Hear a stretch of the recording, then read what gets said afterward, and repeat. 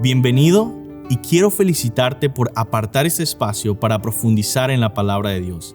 Ahora vas a escuchar un mensaje de la Iglesia Bautista Highview en español en Louisville, Kentucky, en Estados Unidos.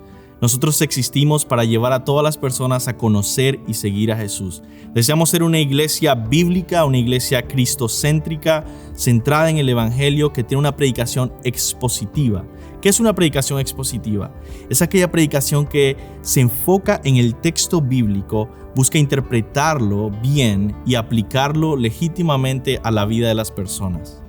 Ahora, yo quiero invitarte a que no solo escuches la predicación expositiva, sino que tú seas un oyente expositivo, que seas un oyente que abre su Biblia, que busca en el texto, que trata de entender la Escritura y aplicarla a tu vida. Oramos que Dios bendiga su palabra y que tú puedas conocer más a Cristo.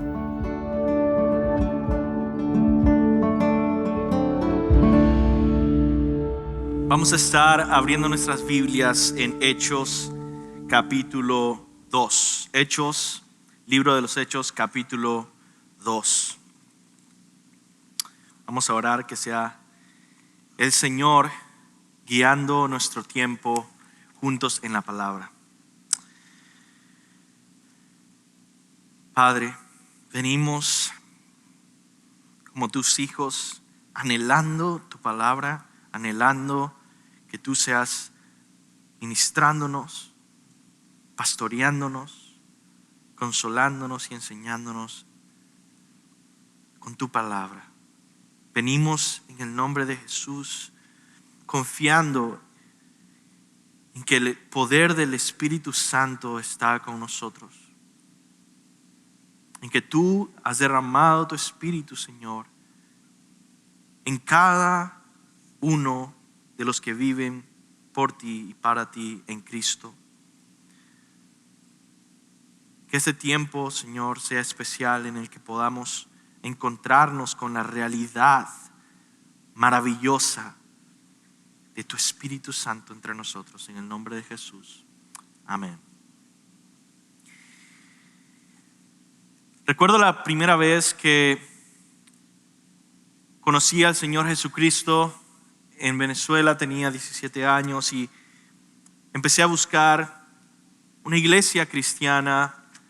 Mi familia no me dejaba me prohibía ir a iglesias, entonces realmente nunca pude pertenecer a alguna iglesia, pero de vez en cuando habrían ciertas oportunidades en el que me dejaban ir a tener mis propios planes, por así decirlo, y de repente yo iba a alguna iglesia cercana o algo que me recomendaban.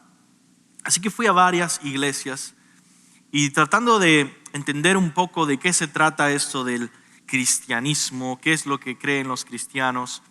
Mi ciudad estaba llena de iglesias pentecostales, llena de iglesias que tenían en cada uno de sus cultos toda clase de señales y caían en el piso, personas que quedaban en el piso a veces por toda la reunión, a personas que empezaban a hablar en forma que no se puede comprender, a personas que decían que tenían visiones y profecías, personas que temblaban y toda clase de cosas sucedían.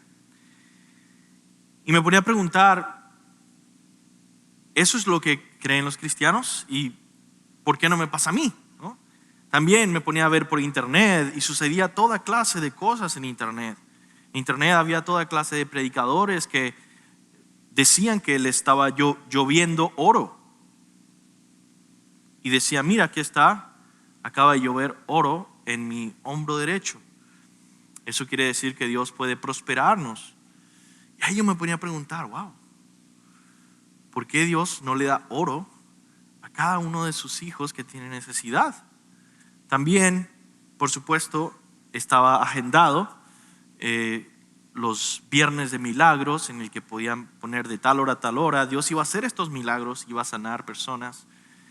Y uno se preguntaba, wow, tengo que de verdad viajar hasta ese lugar específicamente a esa hora para que Dios pueda sanar a esta persona que lleva literalmente toda una vida quizás siendo cristiano, orando, suplicando al Señor que lo sane. Pero si no viaja hasta ese lugar, ese país, esa iglesia, a esa hora, ese viernes, no va a poder salir de su silla de ruedas. Toda clase de cosas uno se puede encontrar, y esto es un tema muy sensible, es un tema difícil, porque quizá muchos de ustedes, si vienen de Latinoamérica, vienen de contextos así.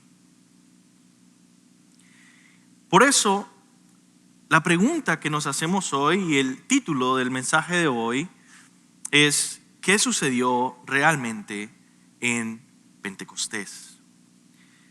Estamos yendo a través de los primeros 4 capítulos de Hechos y llegamos a este texto tan importante de Pentecostés. Por cierto, uno puede molestarse tanto con estas situaciones en nuestra sociedad moderna, en las iglesias, que puede reaccionar completamente al otro extremo y vivir una vida completamente apartada del Espíritu Santo, completamente alejada de hablar del Espíritu Santo, de confiar en el Espíritu Santo o de desear más del Espíritu Santo. Y nosotros queremos evadir estas cosas. Yo creo que una de las razones principales por las que muchos de nosotros en nuestro deseo de servir al Señor podemos sentirnos desanimados o exhaustos es porque se nos olvida que la obra que Él nos ha llamado a hacer no depende de nosotros. Vemos esta obra masiva, pesada, imposible sobre nosotros que Él nos ha dado, esta misión. Vemos nuestras vidas y decimos: ¿cómo yo voy a hacer eso? Y nos desanimamos porque pensamos que depende de mi fuerza y de mi debilidad. Y si es así, deberíamos todos los cristianos estar desanimados toda nuestra vida. Pero yo quisiera que el día de hoy cambiara tu forma de pensar sobre la gran tarea imposible que Dios ha puesto sobre tus hombros como cristiano, para pensar en algo emocionante que no tiene que ver con tus fuerzas, sino que tiene que ver con una promesa que el Señor ha hecho de que Él, a través del Espíritu Santo que ha puesto en cada cristiano, va a obrar poderosamente. Y tú vas a ver que no es con el poder tuyo, ni con un ejército, ni con tus fuerzas, sino con el Espíritu Santo, que vas a ver el reino de Dios avanzar y Dios usándote a ti. A ti que eres joven, a ti que eres viejo, a ti que eres mujer, a ti que eres hombre. A ti. Y eso es emocionante. Pero ¿qué es lo que puede hacer Dios conmigo? Vamos a ver en nuestro texto, primeramente, la venida del Espíritu Santo, para ir comprendiendo qué es esto de Pentecostés e ir entendiendo cuál es el rol del Espíritu Santo en la vida cristiana. Vamos a ver al texto bíblico. Vemos en versículo 1 al 13 los sucesos que pasan. Mira, versículo 1. Cuando llegó el día de Pentecostés, estaban todos juntos en un mismo lugar. Vamos a entender ese versículo primero y seguimos avanzando, ¿sí? Ese es el contexto. Ese es el contexto. El punto número 1, la venida del Espíritu Santo. Y vamos a ver, este versículo 1 es el contexto. El contexto es que dice nuestro texto que estaba celebrando el día de Pentecostés. Ahora, porque nosotros vivimos en una época en la que hay muchas iglesias pentecostales, creemos que Pentecostés tiene que ver con iglesias pentecostales, pero no es así. Pentecostés era una fiesta judía antigua, la celebración de 50 días, de ahí viene la palabra pente, 50, en el que los judíos venían a visitar en Jerusalén y celebrar esta fiesta. Habían 3 fiestas de las muchas que habían en el calendario judío. Habían 3 fiestas en el que los judíos tenían que venir, los hombres judíos tenían que venir de todas partes del mundo a Jerusalén para celebrar esas 3 fiestas. Una de ellas era la fiesta de los tabernáculos. La otra era la fiesta de la Pascua. Y la tercera era la fiesta de Pentecostés. Esta fiesta de Pentecostés simbolizaba o celebraba cuando Dios proveyó la ley de Moisés a Israel en el desierto. Y lo que se hacía en ese momento era presentar los primeros frutos a Dios. Por eso algunos judíos le llamaban a la fiesta de Pentecostés la fiesta de la cosecha. Se le presentaban los primeros frutos al Señor en el templo. Ahora nosotros vemos que esto era importante en el Antiguo Testamento con pasajes como Proverbios capítulo 3, un capítulo tan famoso en Proverbios, en el que Proverbios 3, 9 al 10 dice: honra al Señor con tus bienes y con las primicias de todos tus frutos. Entonces tus graneros se llenarán con abundancia y tus lagares rebosarán de vino nuevo. Entonces vemos que este mandamiento de dar los primeros frutos sucedía en un contexto específico de la fiesta de la cosecha o la fiesta de Pentecostés. Y por eso, dice el versículo, que estaban ahí en ese momento específico del calendario judío en Jerusalén, en el templo, celebrando Pentecostés. Por cierto, estos primeros frutos también simbolizan lo que Dios hizo ese día en Hechos capítulo 2, cuando Él nos da al Espíritu Santo como los primeros frutos de la nueva creación. Los primeros frutos del reino de Dios en esta tierra, de la nuevo cielo, nueva tierra, la futura época del Espíritu. Futura época del Espíritu viniendo y rompiendo en el presente. También hay un dato interesante sobre el contexto que me pareció muy interesante, y es que sucedió en domingo. Dice así Warren Wiersbe: la fiesta de las primicias o de la cosecha se llevaba a cabo en el día siguiente al sábado de Pascua, lo que significa que siempre era el primer día de la semana. El sábado es el 7º día, el domingo es el primer día. Jesús resucitó de entre los muertos el primer día de la semana. Ahora, si Pentecostés fue 50 días después, 7 semanas más un día, entonces Pentecostés también tuvo lugar el primer día de la semana. Los cristianos se reúnen y adoran el domingo, el primer día de la semana, porque en ese día nuestro Señor resucitó de entre los muertos, pero también fue el día en que el Espíritu Santo fue dado a la iglesia.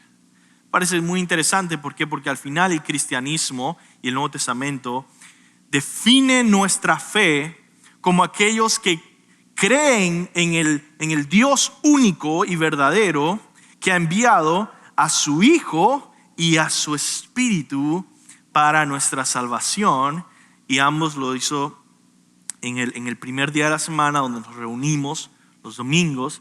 Y por cierto, eso me lleva quizá a recordarte la gran importancia masiva que es para la Biblia, para Dios, para la vida cristiana, para la vida práctica, el tener un compromiso serio, firme de congregarse.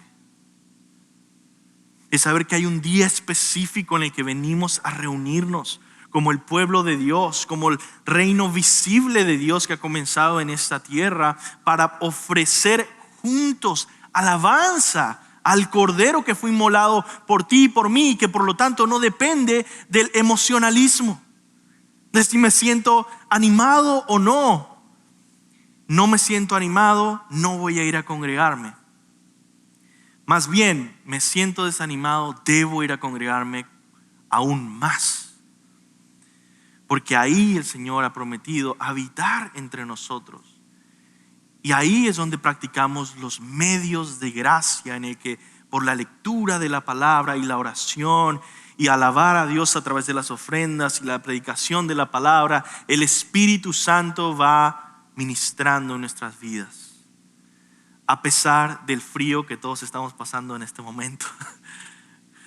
Creo que le subieron más. Pero es para el Señor, es porque juntos venimos a ofrecer gloria a Dios. Ni siquiera es consumismo de venir a consumir algo específicamente, sino es a ofrecer al Señor que lo ha dado todo por nosotros, la gloria que Él merece juntos, porque Él nos ha convocado para ofrecerle adoración. Vamos al siguiente versículo 2 al 4. Vemos los sucesos. ¿Qué sucedió en esa fecha de Pentecostés?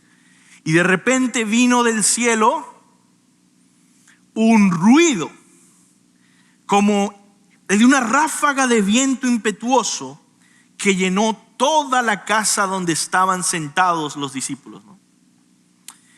Se les aparecieron lenguas como de fuego que repartiéndose se posaron sobre cada uno de ellos. Todos fueron llenos del Espíritu Santo y comenzaron a hablar en otras lenguas según el Espíritu les daba habilidad para expresarse. Algo importante que nosotros debemos entender es que los milagros de Dios tienen propósito. Tantas personas hoy en día simplemente buscan milagros por ver algo extraordinario y ya, como si fuera entretenimiento. Escuché que un predicador viene por ahí y que hace que el agua se convierta en vino, que hace que le llueva oro en el saco. Vamos a ir a ver qué pasa, ¿no? Eso es una forma pagana, mundana de ver los milagros. En la Biblia, cuando uno lee con cuidado y con precisión la Biblia, los milagros tienen propósito específico. Jesús convirtió el agua en vino. Yo sé que ese no es el pasaje, pero bueno, todos tenemos esa pregunta, ¿qué significaba eso?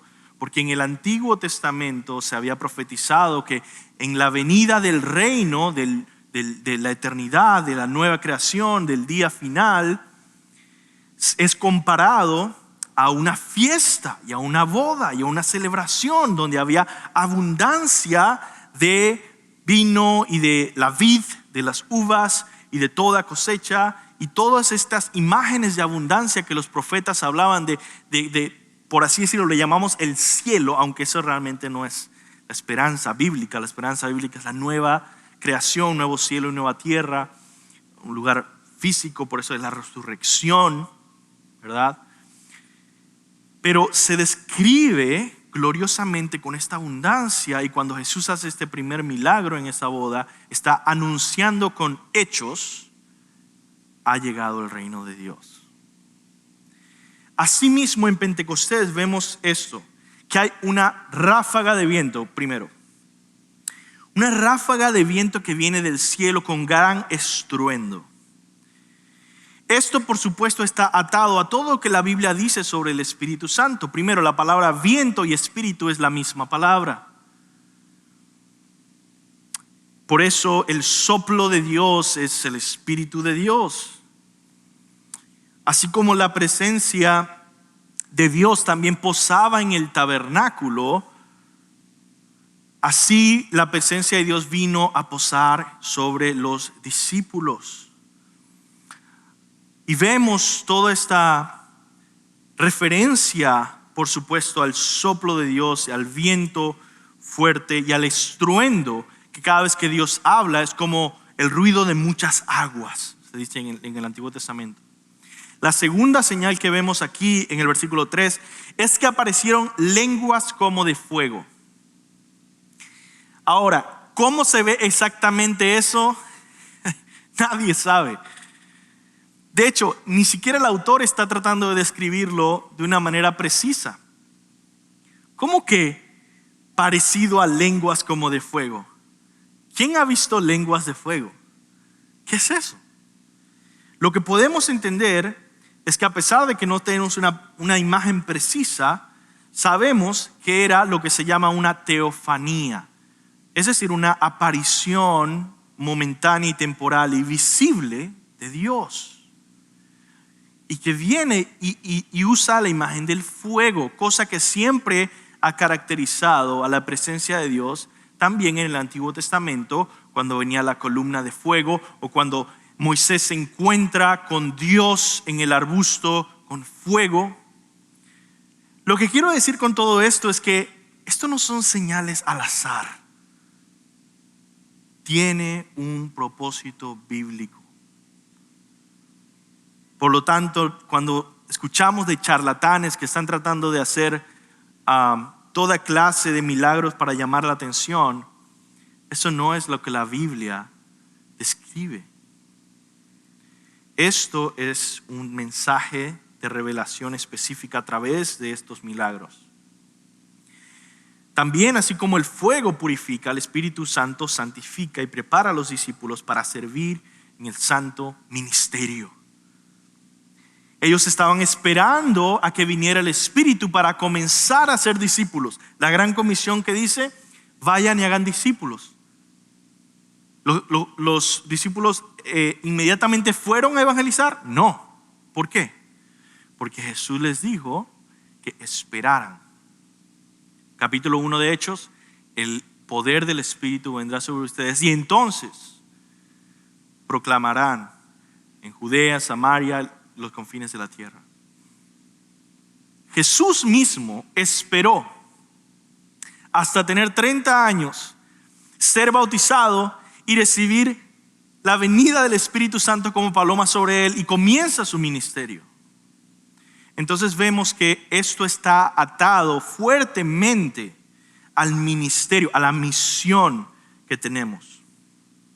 Y yo quiero que tú veas la relevancia de eso para tu vida. Yo quiero que tú salgas de aquí anhelando más del Espíritu Santo en tu vida, pero que entiendas que eso no es para que te sientas mejor. Es como decir, ¿sabes qué, Señor?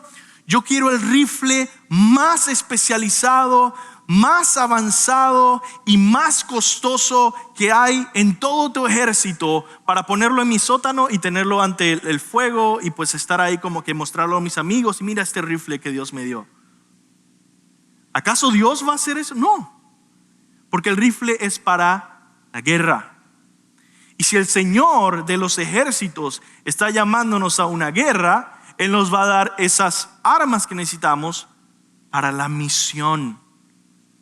Para la misión, no para tener más decoración en nuestras casas. Y mucha gente ve el Espíritu Santo así. Lamentablemente muchas personas en la iglesia pentecostal ven el Espíritu Santo así. Señor, yo quiero hablar en lenguas porque ya me da pena con mis amigos.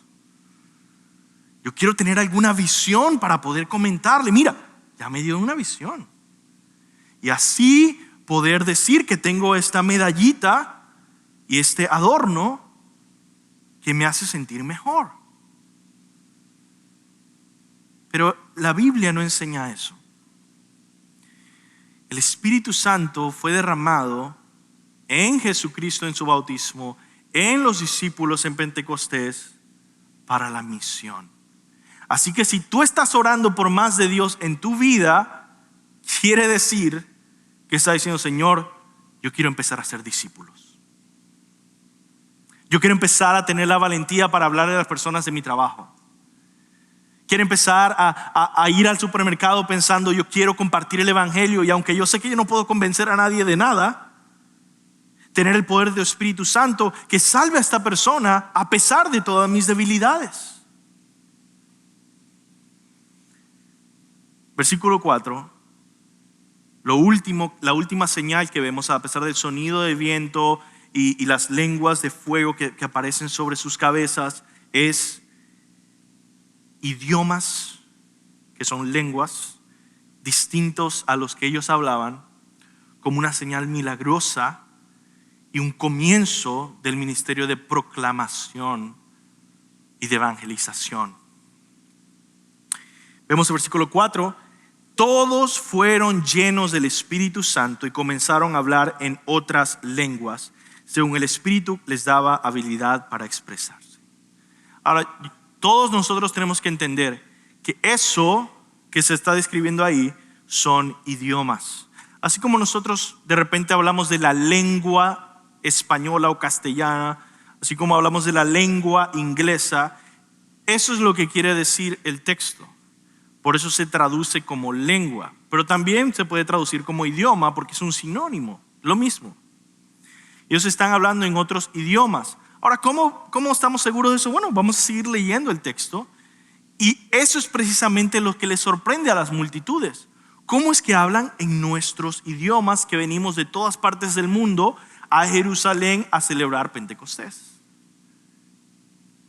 Y viniendo de todas esas otras partes, dice, mira, hablan como yo, como mis amistades y familiares y la gente de mi trabajo que habla en sirofenicio y otras lenguas que se van a nombrar ahorita en el pasaje. Ahora, eso no significa que cuando dice que fueron llenos del Espíritu Santo y vino el Espíritu Santo, no significa que antes de ese momento no existía el Espíritu Santo. El Espíritu Santo es eterno, es la tercera persona de la Trinidad, es Dios. Tampoco significa que ellos no tenían la influencia del Espíritu Santo y que los creyentes del Antiguo Testamento no habían sido regenerados y salvados por el Espíritu Santo, porque precisamente todo esto apunta al Antiguo Testamento y todas las obras del Espíritu Santo desde el principio en que en la creación el Espíritu Santo se mueve sobre las aguas. Lo que significa es que ha venido de una manera especial, suprema, diferente, íntima, en el que ahora lo lleva a un nivel nunca antes visto anteriormente, en el que ahora ellos son el templo del Espíritu Santo. Y empiezan a predicar en idiomas diversos. Vemos entonces los siguientes versículos, la reacción. Vimos el contexto, vimos los sucesos, ahora vemos la reacción. Las multitudes se sorprendieron al principio, pero luego se burlaron con incredulidad.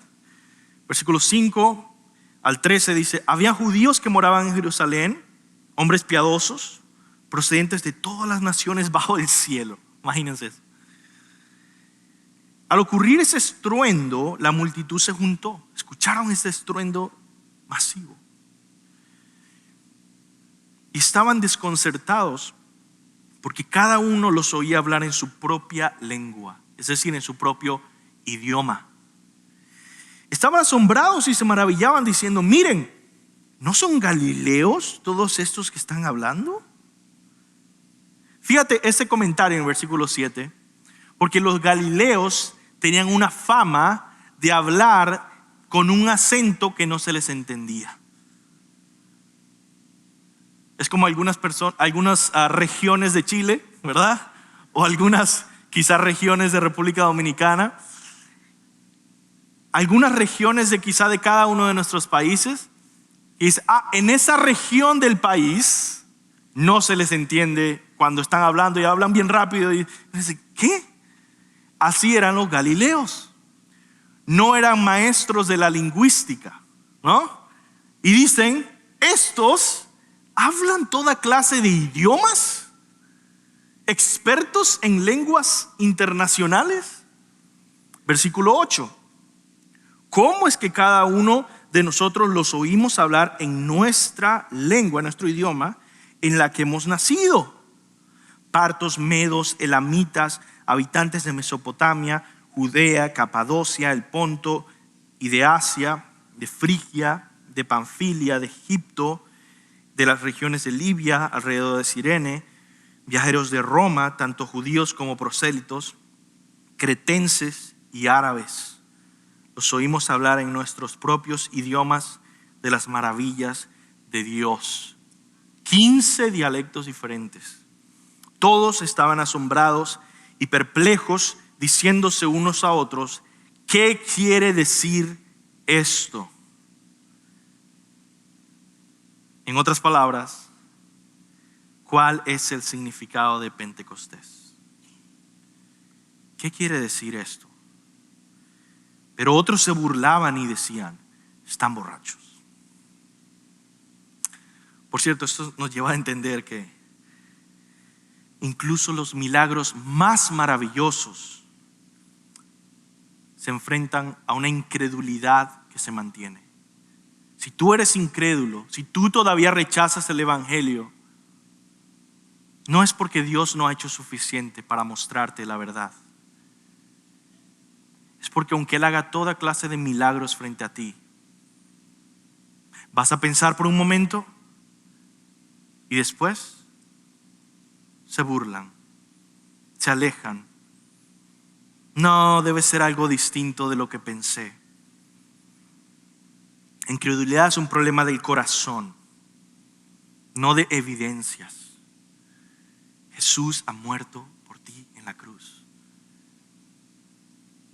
¿Qué más evidencia del amor de Dios y del valor que tiene más allá de todo lo que puede ofrecerte este mundo? Trabajo, riqueza, dinero, mujeres, alcohol, que es tan temporal y que al final también te hacen daño y te hacen miserable. Qué costoso es dejar todo atrás para seguir a este maravilloso Dios que te invita hoy. ¿Eres un incrédulo? Yo oro que el Espíritu Santo sea el que rompa esa incredulidad y te atraiga hacia Él, porque eso es lo que hizo en estos hombres. Y vamos a ver eso un poco más adelante. Algunas personas, sin embargo, antes de pasar al segundo punto, y vamos a tratar de ir más rápido, algunas personas dicen, estos sucesos, este viento, estas lenguas, este fuego, estos idiomas, son cosas que debemos esperar que se repitan constantemente en la vida de los cristianos. Muchos llegan al extremo de decir, tú no eres un verdadero cristiano si no has experimentado esto que pasa en Pentecostés. Sí crees en Jesús, sí, quizá vas a ser salvo, quizá no, pero no has experimentado que venga el Espíritu Santo y hables en lenguas. Para lo que ellos hablan lenguas no son otros idiomas, son simplemente frases que no tienen sentido, y que muchas amistades que yo tenía y que estaban metidas en eso me decían, la verdad, yo practico y lo uso y no es algo que viene místicamente. Y ahí entonces uno dice, bueno, si soy sincero realmente, no es que hablo 10 idiomas más. ¿Es entonces algo repetible que debemos buscar que se repita más y más? No, la Biblia dice que todos los creyentes, todos los cristianos tienen al Espíritu Santo. Romanos 8:9, que acabamos de estudiar hace un mes, pero si alguien no tiene el Espíritu de Cristo, el tal no es de Él. No puede, si tú crees en el Señor Jesucristo y le has puesto toda tu confianza en Él como Salvador, tú no puedes hacer eso sin el Espíritu Santo. Y eso es lo primero que debemos entender, que las evidencias más poderosas del Espíritu Santo en tu vida vienen de tu corazón. ¿Cómo es que ahora amas la gloria de Dios? Amas que Dios sea obedecido y glorificado y santificado por todas las naciones. Buscas obedecer y crecer en obediencia al Señor. Anhelas conocerle más y vivir para Él. Eso no sucede sin el Espíritu Santo dentro de ti obrando. Esa es la evidencia más clara. No caerte en el piso o temblar y seguir una vida entregada al mundo. 1 Corintios 12 nos dice que no todas las personas hablan en lenguas, que el Espíritu Santo reparte los dones según su propia decisión. Entonces el evento de Pentecostés es único, es histórico y es irrepetible. Y este evento es súper importante, es central en la historia de la Biblia, porque marca la transición entre dos épocas, el Antiguo y el Nuevo Testamento, el Antiguo y el Nuevo Pacto. La vida de la iglesia que como templo del Espíritu Santo, como unidos a Cristo y como una iglesia con una misión de proclamar el Evangelio a todas las naciones. La venida del Espíritu Santo debe producir en nosotros gozo y seguridad en nuestras vidas. Tú lo tienes si tú crees en Cristo. Tú tienes este poder. Tú tienes a esta persona divina viviendo en ti. Tú tienes a este que es llamado el Consolador, el Defensor, el Parácletos, que literalmente significa Parácletos significa aquel que ha sido llamado a estar al lado de ti. Y si Él ha sido llamado a estar al lado de ti, no importa si estás en el peor día de tu vida como cristiano, Él está ahí. No porque tú lo mereces, sino porque Él ha sido llamado a estar al lado de ti y en ti. Ahora nosotros podemos bloquear, por así decirlo, la experiencia de una comunión con Dios y el Espíritu Santo. Por supuesto que sí. Cada vez que decides desobedecer al Señor, pecar, estás manchando completamente tu relación de comunión con Dios. Pero la realidad objetiva de que el Espíritu Santo está en ti no cambia. De que estás unido a Cristo no cambia. Es decir, la unión permanece, la comunión debes cultivarla. Por eso, hermanos, es que debemos vivir con el temor del Señor y no presumir y asumir de que, bueno, igual yo soy salvo, no pasa nada. Tú y yo sabemos, los mejores días de nuestras vidas han sido en comunión preciosa, íntima con el Espíritu Santo, con el Dios que amamos. ¿Cómo no vamos a caminar con cuidado y en el temor del Señor para no manchar esa comunión? Obedece, arrepiéntete y ve a Cristo una y otra vez para caminar en comunión con Él todos los días. Pero el Espíritu Santo viene y da poder, como dije, para hacer discípulos a todas las naciones. Nos equipa para predicar el Evangelio y eso es lo que sucede en el siguiente pasaje. Siguiente punto, la proclamación del Espíritu. Vimos la venida del Espíritu. Segundo, la proclamación del Espíritu. Y por último vamos a ver la promesa del Espíritu o la oferta del Espíritu. Vemos entonces en esta proclamación del Espíritu que el apóstol Pedro, ante la acusación de que son ustedes unos borrachos, empieza a explicar. En esa época era común que pudieran haber discursos públicos al estilo griego y comienza a proclamar el apóstol Pedro la explicación o interpretación del Pentecostés. Pedro, versículo 14, viendo que eso sucedía, decide predicar. Dice: Pedro, poniéndose en pie con los 11 apóstoles, alzó la voz y les declaró: hombres de Judea y todos los que viven en Jerusalén, sea esto de su conocimiento y presten atención a mis palabras, porque eso no están borrachos como ustedes suponen, pues apenas es la hora tercera, sino que esto es lo que fue dicho por medio del profeta Joel. Es decir, el sermón de Pedro, que puede ser un poco complejo de entender, yo quiero resumírtelo en 2 puntos. ¿Okay? Primer punto de Pedro, del sermón de Pedro, es: el Espíritu fue dado en cumplimiento a las profecías. Lo que ustedes están viendo es el cumplimiento de las profecías del Antiguo Testamento.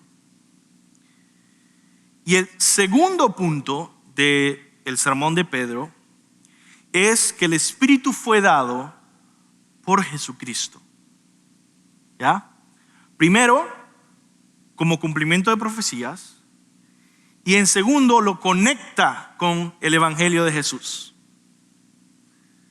De tal manera que ellos no piensen, bueno, te creemos, Pedro, Dios vino a hacer esto de la nada, sino dicen, no.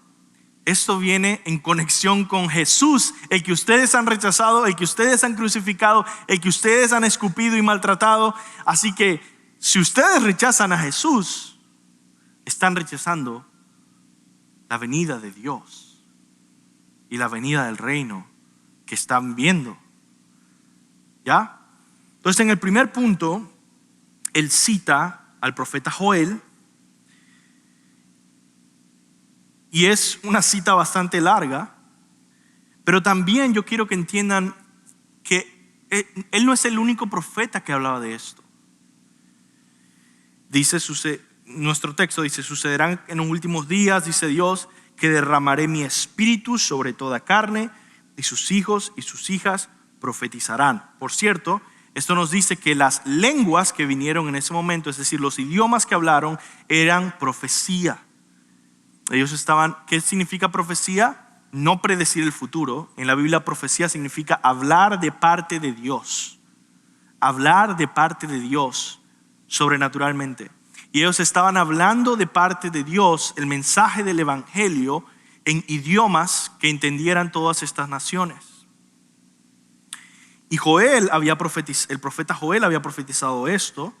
Por cierto, si no conoces muy bien el Antiguo Testamento, hay un libro en el Antiguo Testamento que se llama Joel. Es bien pequeño y eso es lo que está citando Pedro. Es decir, Pedro está citando la Biblia, está citando el Antiguo Testamento. El Nuevo Testamento todo el tiempo anda citando el Antiguo Testamento y todo eso tú lo puedes leer por ti mismo. Además de eso, hay otros profetas en el Antiguo Testamento que decían lo mismo. Por ejemplo, Ezequiel 36, 26 al 27 dice, les daré un corazón nuevo y pondré un espíritu nuevo dentro de ustedes. También dice, pondré dentro de ustedes mi espíritu y haré que anden en mis estatutos. También en Isaías 44, 3 dice, porque derramaré agua sobre la tierra sedienta y torrentes sobre la tierra seca. Derramaré mi espíritu sobre tu posteridad y mi bendición sobre tus descendientes. Eso, ¿cuándo iba a suceder? Dice, en el fin de los tiempos. ¿Ya? Y esto es algo que yo quiero que entiendas y ya lo he predicado en años anteriores. Es que el fin de los tiempos vino con la venida de Jesús. Eso es lo que está diciendo Pedro. Este es el fin de los tiempos. Esto es lo que se anunciaba y se profetizaba que iba a suceder. Que en el fin de los tiempos iba a venir ¿quién? El Mesías. Y vino. Iba a derramar su espíritu. Y vino. Y por lo tanto, algunos de ustedes tienen que tomar mucho más seriamente su fe. Porque muchos creen, mira, yo no soy muy serio con esto de ser cristiano o no, pero cuando vengan los últimos tiempos, tengo que darlo todo por el Señor, porque si no,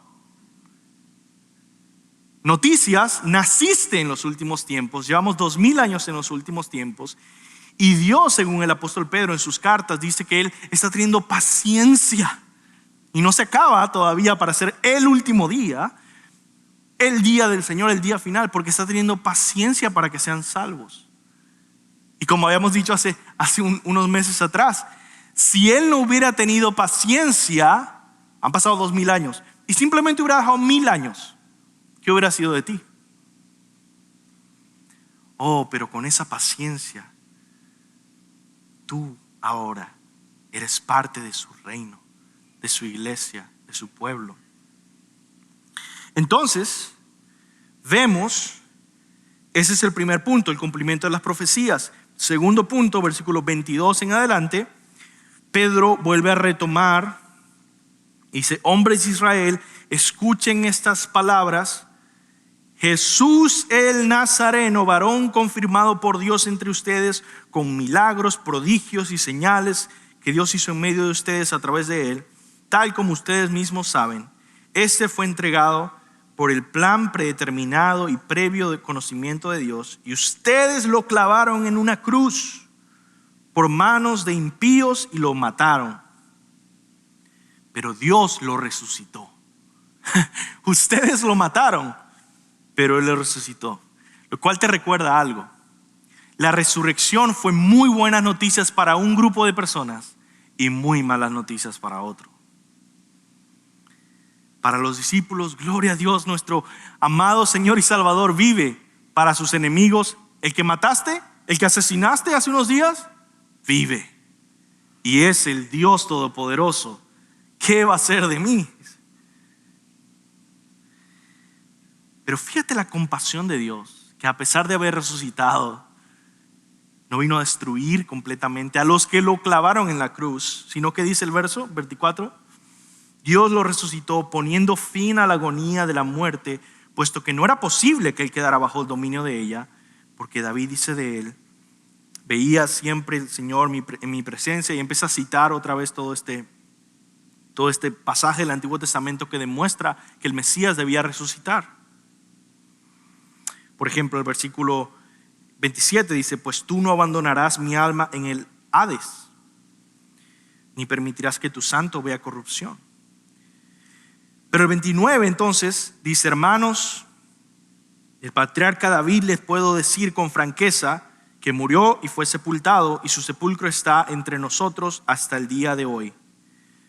Pero siendo profeta y sabiendo que Dios le había jurado estar a uno de sus descendientes en su trono, miró hacia el futuro y habló de la resurrección de Cristo, que ni fue abandonado en el Hades, ni su carne sufrió corrupción. Fue su predicación expositiva, ¿no? Puso el texto, interpretando el texto, y dice, a este Jesús resucitó Dios, o Dios lo resucitó, de lo cual todos nosotros somos testigos. Así que, entonces, ¿qué hacemos? Exaltado a la diestra de Dios y habiendo recibido del Padre la promesa del Espíritu Santo, ha derramado esto que ustedes ven y oyen. Esa frase es importante porque quiere decir que la venida del Espíritu Santo en Pentecostés, ¿quién la envió? Jesús envió al Espíritu Santo en Pentecostés. Y ese es el segundo punto del sermón de Pedro, que el Espíritu fue dado por Jesucristo. El Espíritu fue dado por Jesucristo. El Espíritu fue dado en cumplimiento a las profecías y el Espíritu fue dado por Jesucristo. Por lo tanto, versículo 34, porque David no ascendió de los cielos, él mismo dice, dijo el Señor a mi Señor, siéntate a mi diestra hasta que ponga a tus enemigos por estrado de tus pies. Sepa pues con certeza toda la casa de Israel que a este Jesús a quien ustedes crucificaron, Dios lo ha hecho Señor y Cristo. Antes de pasar al último punto, observa cuánto Pedro se enfoca en proclamar a Jesús. Él está explicando qué pasó con el derramamiento del Espíritu, pero empieza a hablar de Jesús. Me dice, ¿qué está pasando? Bueno, que el Espíritu Santo viene a nuestras vidas para proclamar a Jesús. Y muchas personas, porque no han estudiado lo que la Biblia, que es la escritura que el Espíritu Santo nos ha dado, es la palabra del Espíritu Santo, como no han leído la palabra del Espíritu Santo, no entienden que nosotros debemos proclamar a Cristo. Muchas iglesias han olvidado a Jesucristo y de principio a fin hablan del Espíritu Santo, como si el Espíritu Santo vino para proclamar al Espíritu Santo. Pero eso no es lo que la Biblia enseña. Cuando el Espíritu Santo viene y nos llena de poder, vemos a Cristo proclamado, a Cristo exaltado, a Cristo presentado y exaltado en la predicación y en las alabanzas. Ahora tú dices, ¿qué herejía es esa, pastor? No es que ignoremos al Espíritu Santo, no. Pero veamos lo que Jesús mismo dijo. Juan 16, 13, 14. Pero cuando Él, el Espíritu de verdad, venga, los guiará a toda verdad, porque no hablará por su propia cuenta, sino que hablará todo lo que oiga y les hará saber lo que habrá de venir. Él me glorificará. El Espíritu Santo vendrá y me glorificará, dice Jesús, porque tomará de lo mío y se los hará saber a ustedes. Por eso el apóstol Pablo es un buen ejemplo cuando él dice que nada me propuse saber entre ustedes excepto a Jesucristo y a este crucificado.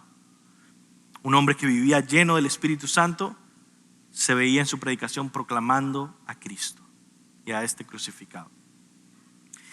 Entonces, en conclusión, antes de terminar este último punto y ver la reacción de estos hombres al final de nuestro texto, yo quiero terminar de responder un poco la pregunta inicial: ¿qué sucedió realmente en Pentecostés? Para que lo tengamos claro. Los sucesos de Pentecostés fueron primeramente la inauguración oficial del nuevo pacto con el recibimiento del Espíritu Santo. Se inaugura el nuevo pacto.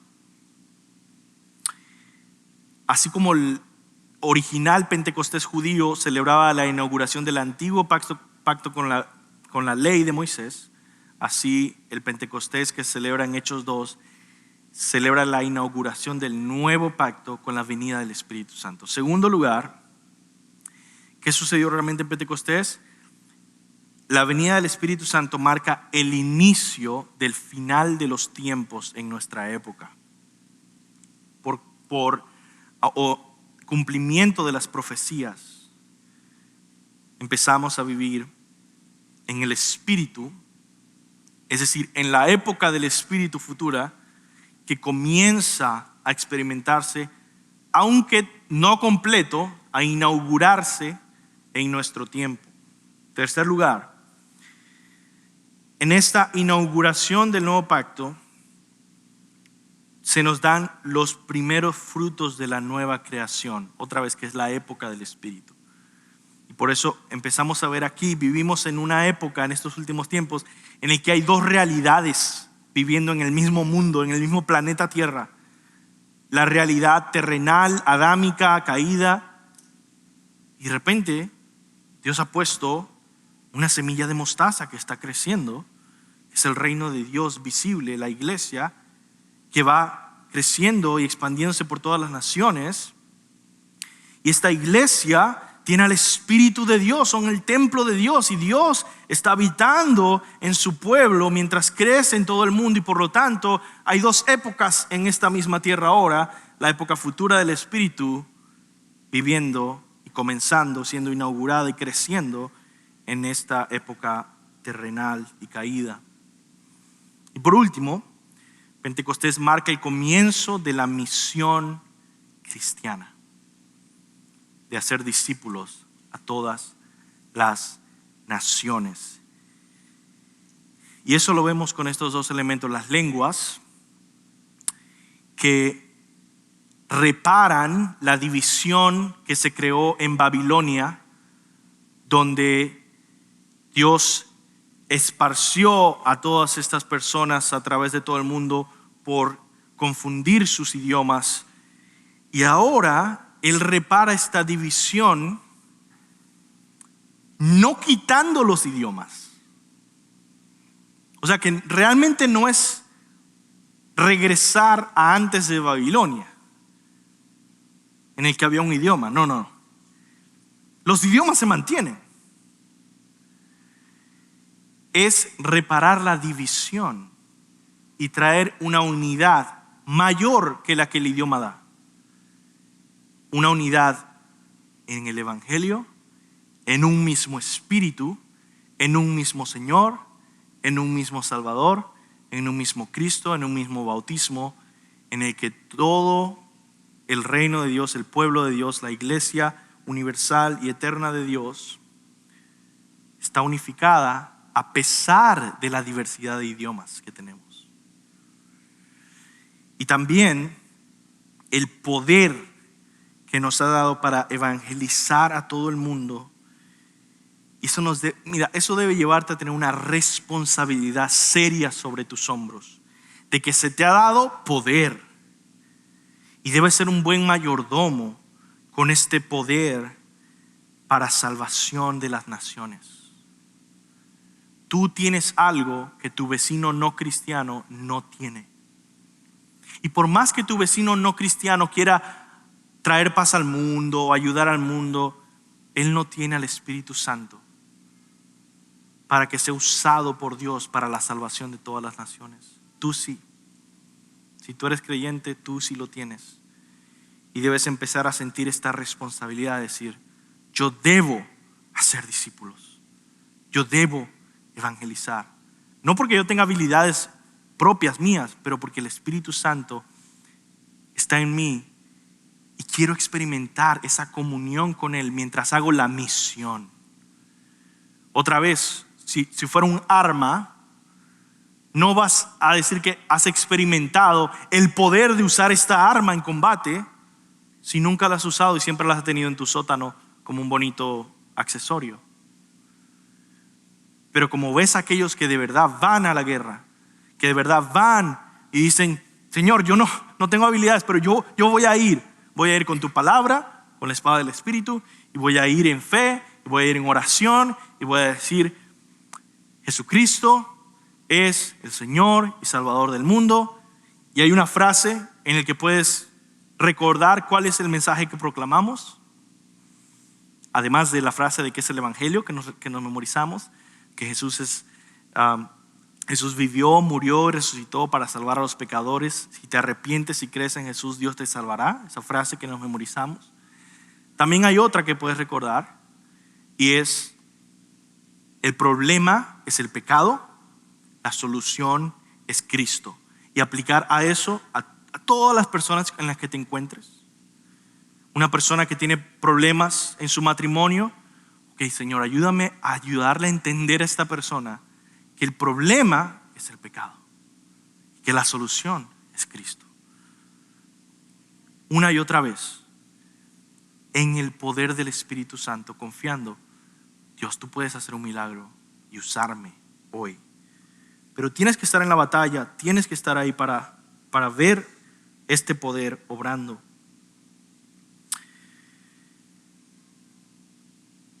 Muy bien, hermanos, vamos a terminar con esos últimos versículos en el que vemos el efecto del sermón de Pedro, versículo 37 al 41. Vemos la oferta del Espíritu, vimos la venida del Espíritu, la proclamación del Espíritu y la oferta del Espíritu. Es decir, ellos nos dicen, ¿sabes qué? Somos los apóstoles, Jesús nos ha dado el Espíritu Santo y se acabó. Somos los ungidos de Dios especiales, todos mírennos y vean cómo hacemos todo. No, ellos le dicen que se arrepientan de sus pecados y crean, pero también les ofrecen el Espíritu Santo a ellos, a los que crucificaron a Jesús. Si ustedes pueden tener este mismo Espíritu Santo. Versículo 37. Al oír esto, conmovidos profundamente, dijeron a Pedro y a los demás apóstoles: hermanos, ¿qué haremos? Fíjense esto, si ustedes obedecen esta predicación y empiezan a proclamar el Evangelio, se van a encontrar con esta situación ustedes mismos, en el que por el poder del Espíritu Santo alguien va a ser conmovido por Jesucristo y va a decir: ¿y qué hago?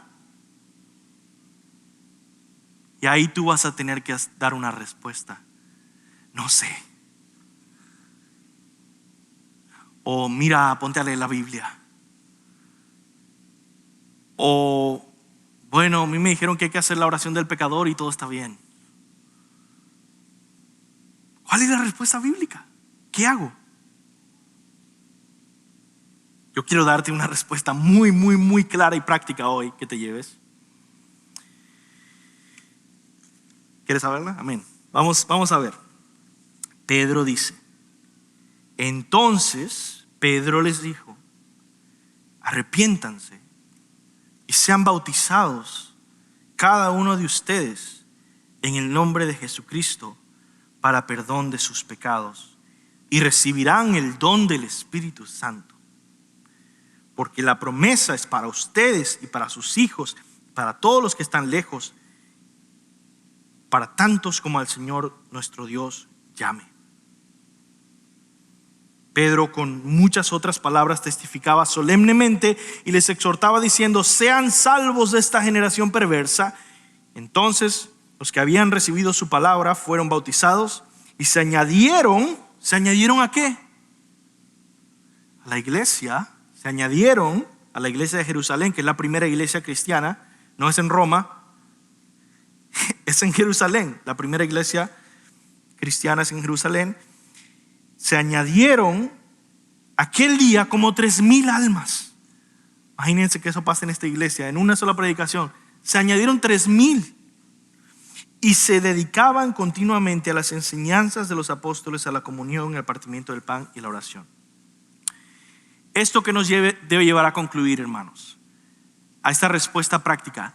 Cuando Dios les use porque ustedes son obedientes y ustedes aman al Señor y ustedes van a estar en la misión del Señor y van a creer que Él los va a usar para evangelizar y hacer discípulos. Y Dios le va a usar y alguien le va a preguntar: wow, creo en el Señor, ahora, ¿qué hago? Pedro no dio una respuesta abstracta,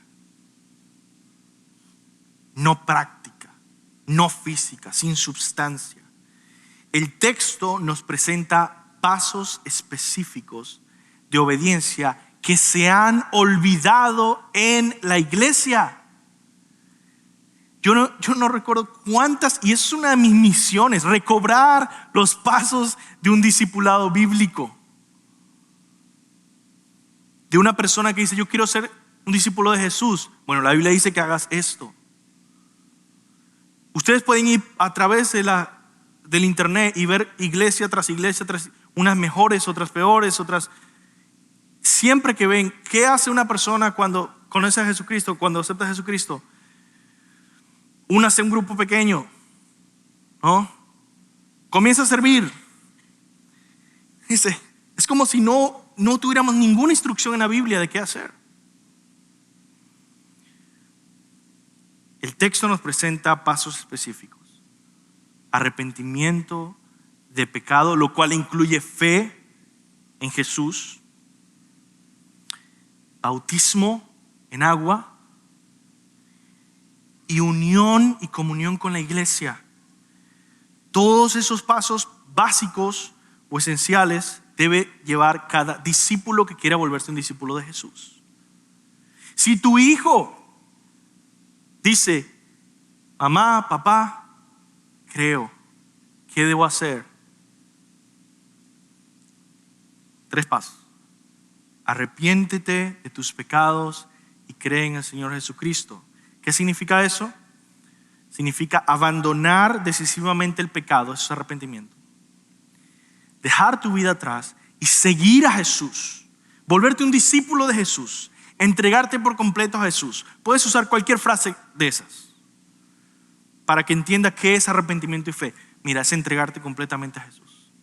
Es de ahora en adelante volverte un discípulo de Jesús. Por cierto, eso es muy distinto a cuando uno escucha por ahí qué significa evangelizar y encuentra a alguien en la calle y dice: wow, sí creo, mira, haz esta oración y ya más nunca te voy a ver, ya vas a ser salvo.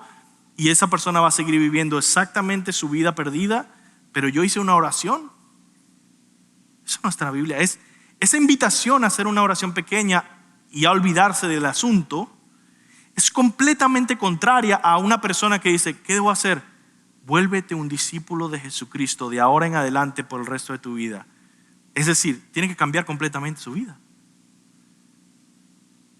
Y si él no lo hace y su vida sigue exactamente igual, se olvidó completamente del asunto, entonces no eres un discípulo de Jesús. No eres de Él. Entonces, primer paso: deja tu vida atrás y sigue a Cristo. Arrepiéntete y ten fe. Segundo paso: bautízate como demostración pública y concreta de que te entregas por completo a Jesús para siempre. es morir, una vida nueva para siempre en Cristo. Y tercero, únete a la iglesia para caminar juntos como una familia de discípulos que crecen toda la vida en conocer y seguir a Jesús juntos. Por eso yo te invito de verdad a que te unas a la clase de membresía. Si tú ya estás bautizado, si tú ya eres un cristiano y estás visitando, inscríbete en la clase de membresía hoy al salir en la recepción y decir: yo quiero seguir los pasos de un discípulo que sigue a Jesús, quiero unirme a la iglesia. Porque estas personas que se convirtieron no fueron como que, mira, ¿sabes qué? Cada uno haga lo que quiera con su vida, pero por lo menos ya se bautizaron. No, desde ahora en adelante van a vivir en una familia de discípulos comprometidos que por el resto de su vida se animan y se cuidan unos a otros para ser discípulos de Jesús de verdad el resto de la vida. Y también hacer la misión que Jesús nos dio juntos. En resumen, todo esto es una invitación a una entrega total a Cristo. Y si tú no eres cristiano hoy, esa es la invitación delante de ti hoy. Entrégate de manera total a Cristo hoy. Que hoy sea el día en el que tú te vuelves un discípulo de Jesús, en el que tu vida vieja muere y tú dices: quiero bautizarme, quiero ser un miembro de la iglesia, quiero ser un discípulo de Jesús. Y vas a comenzar esta aventura maravillosa de ser un cristiano bíblico y verdadero. Pero si tú eres cristiano, que es la mayoría de los que están acá, yo quiero hacerte la misma invitación. Una entrega total a Cristo. Porque solamente aquellos que se entregan totalmente a Cristo, día tras día, experimentan el poder que viene del Espíritu Santo. Y lo que yo quiero recordarte como cristiano es que lo que tu matrimonio más necesita en este momento es que vivas lleno del Espíritu Santo. Que lo que tu iglesia más necesita en este momento es que vivas lleno del Espíritu Santo. Que lo que el mundo entero más necesita de ti en este momento es que tú vivas lleno del Espíritu Santo. Y eso viene en una entrega total y absoluta cada día. Así que arrepiéntete de tus pecados, abraza al Señor Jesucristo, acepta el perdón y la limpieza que Él da de todo pecado que has cometido al traerlo a la cruz. Y desde hoy, mañana y pasado mañana, entrégate por completo a una obediencia absoluta al Señor. Y empieza a vivir para Él con fe en la misión. Vamos a orar. Señor, te pido en el nombre de Jesús que seas con nosotros. Mientras venimos ante ti a adorarte, que seas ministrando nuestros corazones, que tu Espíritu Santo sea llevando a cada uno a tomar las decisiones que tiene que tomar ante tu palabra, ante tu autoridad. Que podamos vivir, Señor, en el poder y la llenura del Espíritu Santo bíblicamente. No por tratar de llamar la atención, ni alejándonos de la dependencia de ti, sino creciendo en santidad, en fe, en obediencia, en pureza, en el fruto del Espíritu, en amor, en gozo que viene de tu Espíritu. Señor, sé ministrándonos a través de la alabanza, de la palabra, de la oración, en el nombre de Jesús.